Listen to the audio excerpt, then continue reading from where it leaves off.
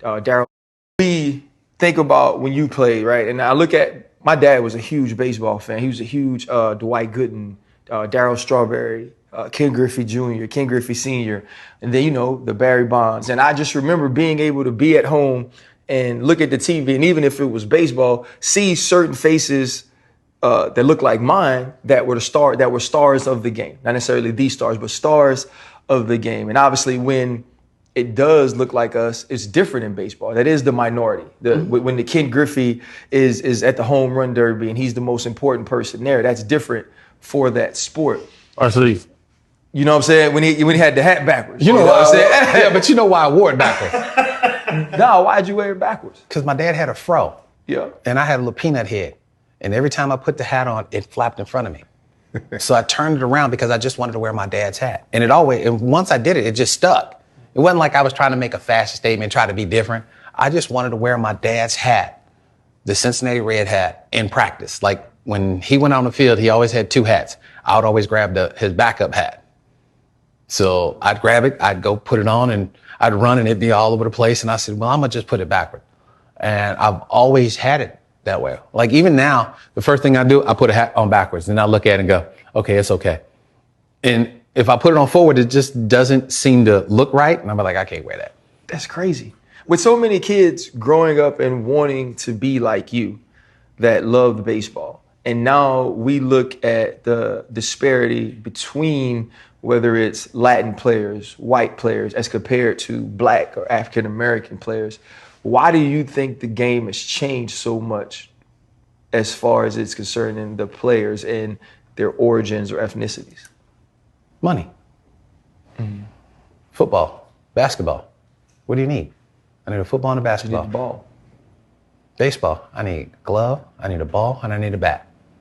Those bats range from $300 to $600. A glove's gonna cost you $200.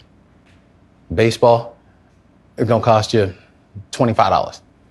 Then you gotta have shoes.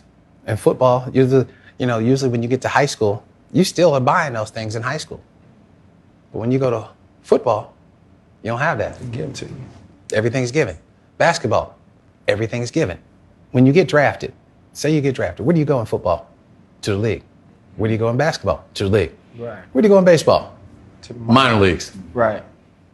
So that's, you look at it when parents are like, if you're talking about Black families trying to change generational wealth or just trying to change their standards right now, where are you going to go? I'm going to stick them in basketball. I'm going to stick them in football until baseball comes around and figure out how can we help the kids that really want to play. Plus, one person in the household has to love baseball. Right. If nobody loves baseball in the house, then you're not going to watch baseball. And if nobody looks like us on TV, you're not going to watch baseball. Hell, I remember growing up, Willie Stargell would be at the house. Dave Winfield, all the guys that my dad played with, they'd come over to the house. You don't see that now. When I made it to the big leagues, all the guys that my dad played with made sure that every town I went in, if there was a guy that my dad played with, I'm driving you home. I'm like, I'm gonna catch the, no, and I'm gonna pick you up for lunch tomorrow.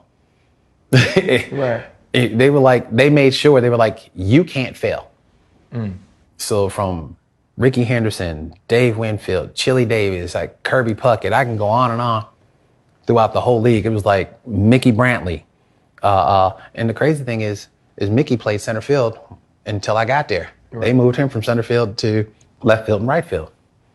And I still call Mickey to this day if I got a baseball question. His son is Michael Brantley, who plays for Houston. Yeah.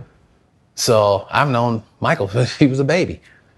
But I have relationships with guys that I played with, for 30 years.